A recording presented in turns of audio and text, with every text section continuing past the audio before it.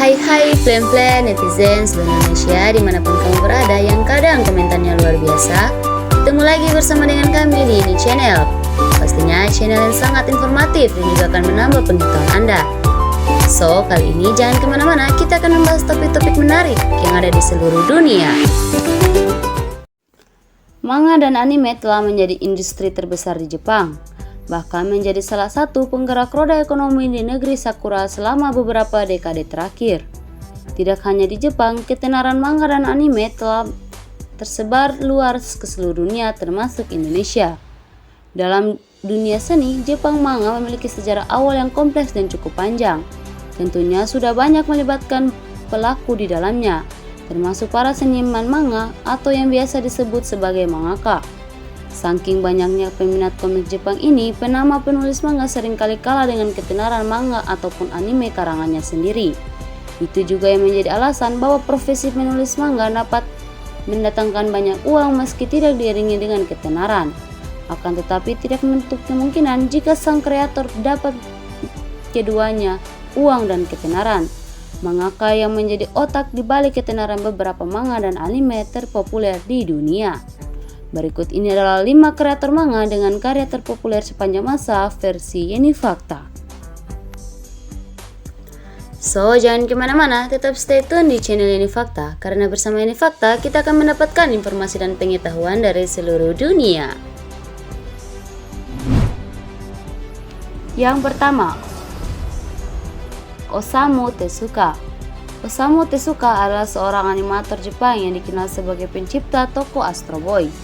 Dia dijuluki sebagai The Good Father of Manga atau Bapak Manga karena kontribusi dan karya-karyanya yang mempengaruhi mangaka lainnya hingga saat ini.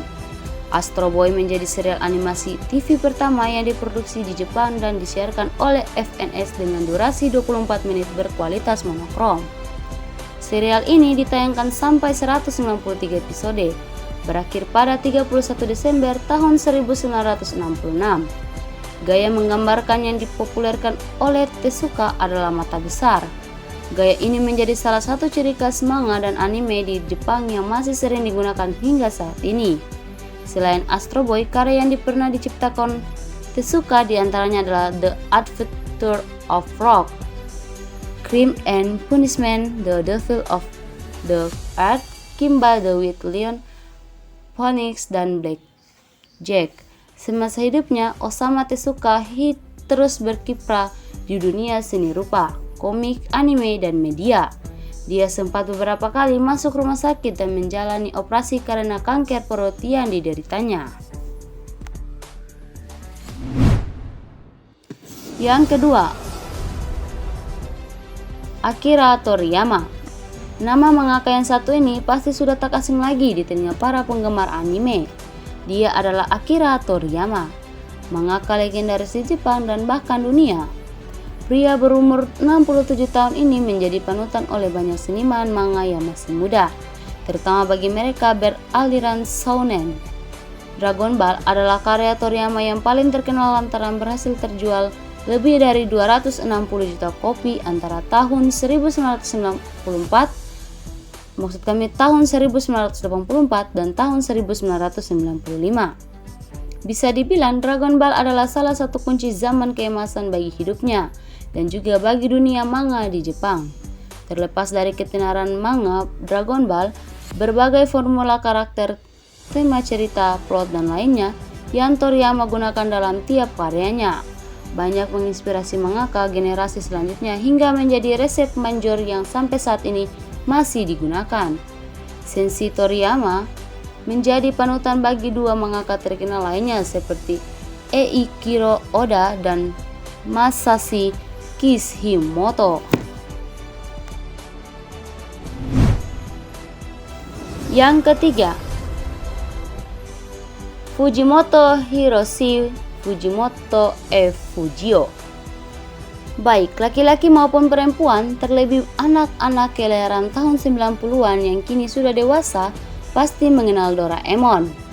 Manga dan anime yang berkisah tentang persahabatan seorang anak pemalas dan robot kucing ini terbit dari tahun 1969 sampai tahun 1996. Dikutip dari Anime News Network, Doraemon adalah karya dari Fujimoto Hiroshi saat masih berduet dengan Abiko Moto. Fujimoto lahir pada tanggal 1 Desember tahun 1933 di Tokaka, Toyama, Jepang. Ia meninggal pada 23 September tahun 1996. Serial karya Fujimoto menjadi manga yang sangat populer sejak dirilis dan sering memenangkan penghargaan. Saking terkenalnya, Doraemon dijadikan sebagai salah satu ikon budaya Jepang modern dan telah menemani jutaan masa kecil anak-anak di berbagai negara. Sepanjang karirnya, Fujiko memang mengkhususkan diri membuat manga untuk target anak-anak Kodomo. Di tangan Fujiko Sensei, manga tidak hanya sekedar manga, namun bisa menjadi media edukatif, media penerangan, bahkan menjadi sebuah karya media mix. Yang keempat, Eiichiro Oda. Para nakama sebutan penggemar One Piece pasti sudah tahu dong dengan mangaka jenius ini. Oda Sensei adalah salah satu seniman manga yang paling berpengaruh di dunia. One Piece adalah manga shounen Jepang karya dari Eiko Oda yang saat ini menjadi anime dengan penggemar terbanyak di dunia. Menurut data dari Carlsland Comic, One Piece telah terjual sebanyak 50 juta volume sejak pertama kali diterbitkan pada tahun 1997. Oda menjadi salah satu penulis manga terkaya di Jepang. Anime bertema petualangan bajak laut ini masih tayang hingga saat ini, semenjak disiarkan perdana pada tahun 1999.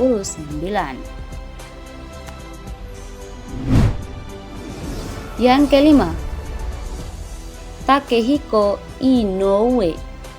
Takehiko Inoue adalah otak di balik manga dan anime Slumdog yang sangat populer di era 90-an. Komik Slumdog terbit melalui Weekly Shonen Jump pada tahun 1990 sampai 1996 dengan total 31 volume dan berhasil menjadi manga sport terbaik sepanjang masa. Dilansir dari Sportskeda, Slumdog adalah manga olahraga paling populer yang telah mencapai total lebih dari 170 juta kopi penjualan sejak awal penerbitan. Adapun karya Takehiko Inoue lainnya seperti Chameleon, Jail, Buzzer Beater. Untuk saat ini, Takehiko sedang fokus mengerjakan dua manga yaitu Vagabond dan Real. Untuk manga, Vagabond sendiri belum mendapatkan adaptasi anime. Para penggemar beranggapan jika Vagabond sulit untuk diadaptasi menjadi anime karena gaya seni yang ada pada manga tersebut terlalu realistis dan epik. Demikianlah ulasan 5 kreator manga dengan karya terpopuler sepanjang masa versi Yeni Fakta. Semoga ulasan kali ini memberi informasi dan pengetahuan tambahan untuk kita semakin lebih baik. Jangan lupa untuk subscribe, like, komen, share, dan tonton terus channel Yeni Fakta.